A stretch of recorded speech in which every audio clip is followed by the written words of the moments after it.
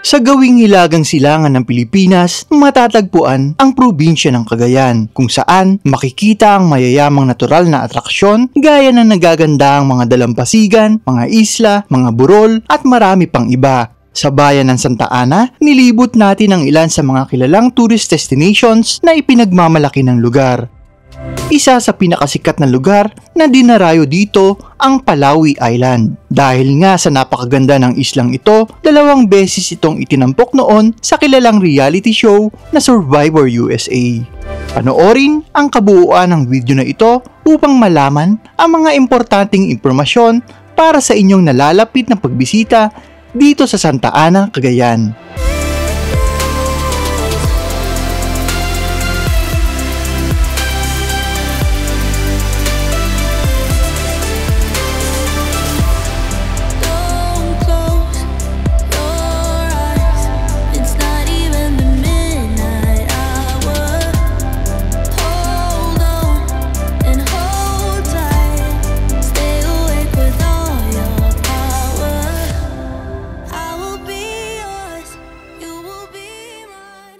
Ang Santa Ana, Cagayan ay mapupuntahan sa pamamagitan ng pagsakay ng bus mula Maynila at sa iba pang karatig na probinsya. Maaari din kayong sumakay ng eroplano patungo sa Tuguegarao City at doon ay sasakay naman kayo ng bus o van patungo na sa Santa Ana. Tayo ay nanggaling naman sa Apari nang pinuntahan natin ang Calayan Island. At dito, sumakay tayo ng van patungo sa Dugo, Camalanyugan. At dito, sumakay ulit tayo ng jeep at tricycle papunta naman sa San Vicente Port.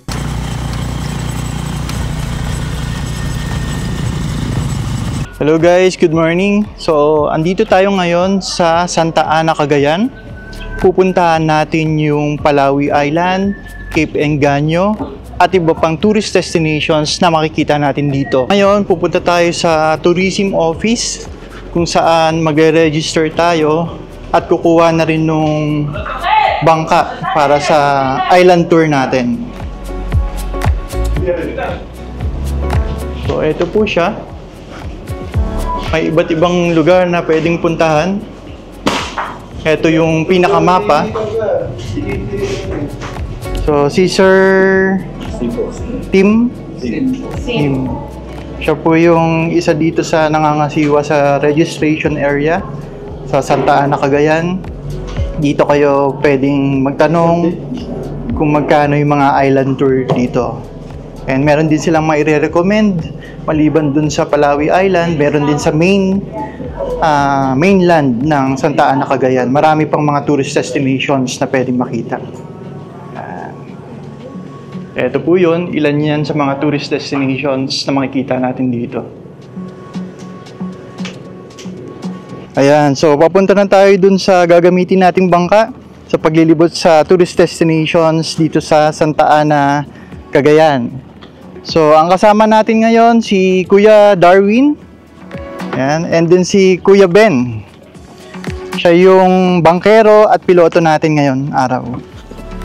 Ayan. Thank you po. Mula dito sa San Vicente Port ay aabuti ng 45 minutes to 1 hour ang biyahe ng bangka papunta sa Palawi Island. Ngayon parating na tayo sa Cape Engaño. So kitang-kita dito sa malapit sa dalampasigan yung linaw ng tubig. Meron din yung mga kakaibang mga hugis ng bato. Starfish, meron din.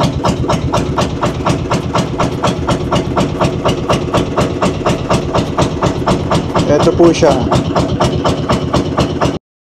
Nandito na tayo ngayon sa Cape Engaño at magpaparegister tayo dito bago mag-start dun sa trekking. Morning po! So dito po yung registration.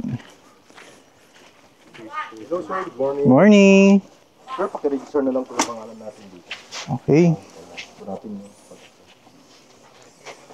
Ayan. So dito sa Palawi Island, maliban dun sa bangkero natin, tsaka sa piloto natin dun sa bangka, meron sila ditong sariling tour guide kung saan sasamahan tayo dun sa lighthouse and then yung iba pang mga tourist spot dito sa Palawi Island. Bali, ang babayaran nyo dito isa 350 po siya, ma'am. Ano ba, per person po? Kayo na pong dalawa. Apo. 1:4 kasi yung ratio natin, ma'am. So, 350. Morning! So, dito sa Palawi Island, meron na sila dito mga homestay. So, meron ding ang kauna-unang air-conditioned rooms. Sa akin po yan, Agta Digets. Ang Agta Digets po is pag-aari po ng tribe ng Agta. Agta. Apo. Okay. Yan po yung rooms nila. Okay. So, kung mapapadpad po kayo dito sa Palawi Island at gusto niyo mas mahaba yung stay niyo, pwede kayo dito mag-overnight. So, andyan po yung pangalan nung hotel or resort. And then, andyan po yung mga contact numbers. Hello! Ayan. Anong name mo? Julia. Ha? Julia. So, si Julia, taga rito sa Palawi Island. So, siya yung naatasang magbantay dito sa mga souvenirs na ibinibenta tsaka ilang mga snacks. Ayan. Thank you, Julia. Dito rin sa Palawi Island, nandito yung ilan sa mga produkto ng Pepa. Apo, ito po sir. Yung, ito po is virgin coconut oil. Tapos, ito po is coconut vinegar po siya. Coconut Ito po vinegar. is product po ng Pepa. At saka ito po yung juice po na mulberry sir. Okay. So, mukhang lahat ito is organic, no? Apo. So, maliban doon, meron din sila dito mga ref magnet, and then mga keychain, mga damit, at iba't iba pang mga souvenirs na pwede nyong bilhin dito. So, morning po! Ayan. Ilan po sa mga residente dito sa Palawi Island. Ayan. At meron ding aso. Ayan. So, ayan. So, mag-uumpisa na yung tour natin dito sa Palawi Island. Kasama natin si Ma'am Princess Dumlao. So, bago mag-start, meron tayong gagawin na quick orientation. Good morning, ma'am. Sir, welcome po kayo dito sa Titindan niyo, Palawi Island. Ang Palawi Island po ay secure na protected area like District po. Ibig sabihin po, may patakaran po kami dito na dapat sundin po. Garbage in, garbage out po. Saka bawal din mangulikta ng kahit ano man nandito sa protected area. Saka bawal din mag-vandalism dito sa kabilang ligtas po. Bali, ito po yung aakyatan po natin, sir, ma'am. May layo po siya na 410 meters above sea level. May taas po siya na 110 above sea level po. Bali, yung hagdan niya po ay 437 step hanggang sa taas po siya. Okay. Bali, ang 15 to 20 minutes naman po ang pagbagal ng pag-akyat po natin, sir. Saka yung kailangan po natin dalhin yung tubig po, kasi sir mag-sierra po dito, sir. Yun lang po. Yung watering po, tanong lang po. Okay. May time limit po ba kapag nandun tayo sa lighthouse or depende po sa turista? Depende. Wala naman pong limit. Okay. Ayan, so mag-i-start na tayong mag-trek. So mga 15 to 20 minutes lang yung itatagal nung trekking. Ito naman po yung web pandan po. Yung dahon niya po ay ginagawang banigat sa sombrero po. So yun na rin po yung ilan sa mga produkto dito sa Palawi Island. Ako po. Okay. Yan. Pandan, yan yun. So may kalintulad siya sa pineapple, yung hugis ng bunga niya. Pero yung pinaka ginagamit dito na materyales is yung mga dahon. Opo, sir. Ayan. So oras natin ngayon mga 9:30. So tamang-tama lang din ito kasi maganda yung panahon. Kitang-kita yung asul na langit. Ito po sa gusto mag-picture ko dito. Nakuha ko sa bundok background po siya. Okay po. Ayan. So dito daw po yung isa sa picture spot na pwedeng kumuha ng mga litrato or video yung mga turista. So syempre, gagawin din natin yan.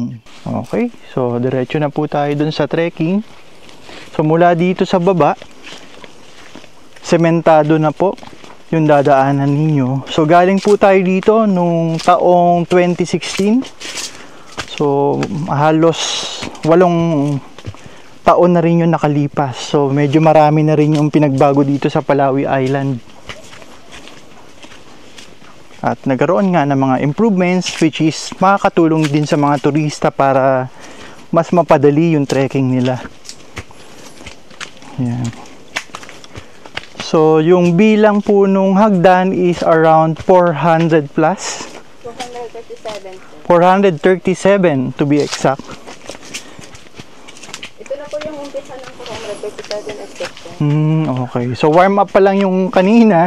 Ito talaga yung hagdan na sinasabi ni Ma'am Princess.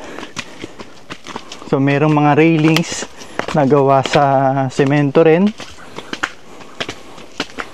So, medyo mataas din at nakakahingal.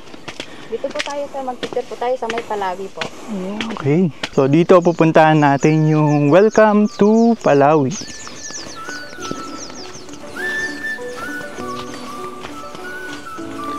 Island dun eh. Palawi Island eh. Okay. So, Palawi Island. So, eto yun. So, walang welcome. Wala po sir. Palawi Island. Yan. So, isa rin yan sa picture spot dito sa isla. After natin dun sa marker na Palawi Island, pagpapatuloy na natin yung trekking papunta ng lighthouse. So, gaya ng sabi nung guide natin, si Ma'am Princess, dapat may dala tayong tubig. Lalo't pataas talaga siya, dapat hydrated tayo. Dala rin kayo ng payong or kung anumang pwede ninyong ipambalot sa katawan dahil mainit din ng panahon. Dito sa spot na to, medyo may kataasan na, kaya nakikita na natin yung Cape Engaño. Maliban sa kamangamangang mga tanawin, dito din matatagpuan ang Cape Engaño Lighthouse na itinayo noon pang 1892. Sa katandaan nito, kitang-kita ang bakas ng mahabang taong lumipas. May mga pagguho at pagkabiyak sa mga haligi at pader at tinubuan na din ng mga halaman at puno ang paligid. Bagamat ganito ang kondisyon ng lighthouse, ay nananatili pa rin itong kilalang landmark sa isla.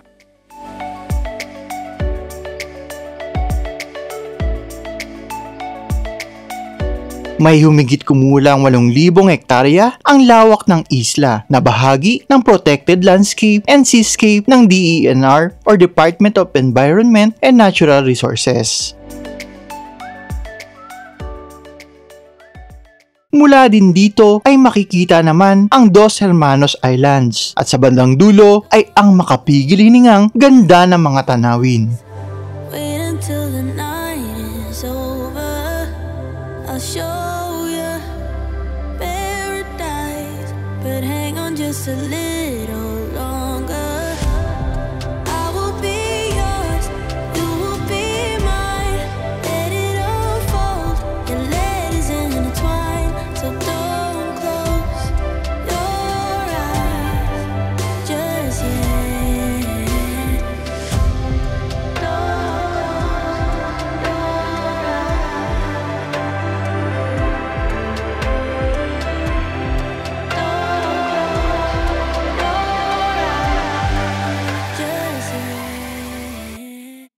Matapos nating bisitahin ang Palawi Island, ay dinaanan din natin ang Anguille Beach, isang mahabang dalampasigan na may puting buhangin at karaniwang binibisita ng mga turista para dito ay mag-overnight at mag-swimming.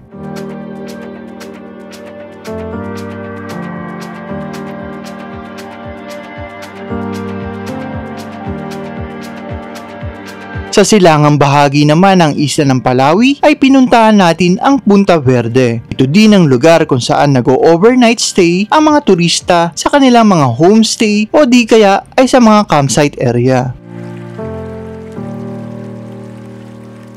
Afternoon po, sama po natin si Tatay Isabelo Duguti, sir.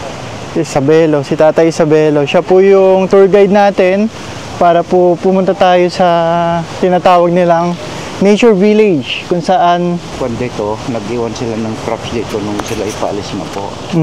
okay. Pero ang nag-kuhan nila, doon sila nag-shooting sa lighthouse at saka sa Siwangat Cook. Dito, pwede rin mag-overnight dito, sir. Homestay. Mga magkano naman kaya yan, Tay? 500 per head yata. Per head. Okay. So, dito sa isla na to, marami ding homestay. So, pwede kayong mag-overnight dito. Usually daw po, mga 500 per head yung overnight sa mga homestay dito. So, mangilan-ngilan lang yung mga nakikita nating kabahayan din.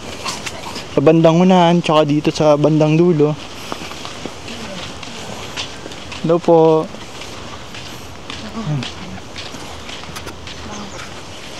Ito po, yung mga room na yan, yan po ang iniwan ng mga survivor sir, pero nag-assemble.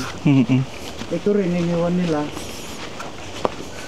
Pero Okay. lang. At saka itong mga props na ito lang iniwan nila sa amin. So, yung nakikita natin ngayon, ito po yung pinapaliwanag ni tatay nung natapos po yung Survivor na show nung 2013. Iniwan po itong mga, kumbaga, rebulto. Mga iba't ibang uri ng parang may dragon dito, may parang pusa dito. Mga props na gamit nila dun sa show.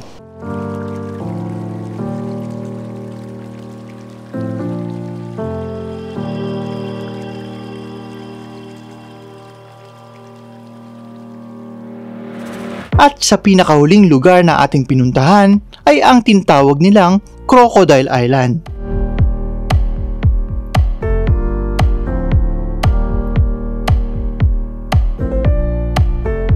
Ang Manidad Island na mas kilala na ngayon na Crocodile Island ay may hugis ng tila natutulog na buhaya na mapapansin mula sa malayo at sa himpapawid.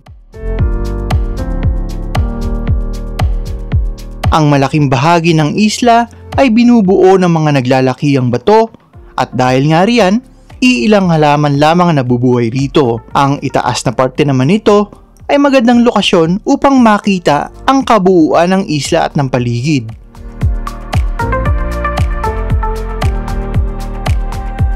Ilan lamang ito sa magagandang lugar na pwede ninyong bisitahin dito sa Santa Ana, Cagayan.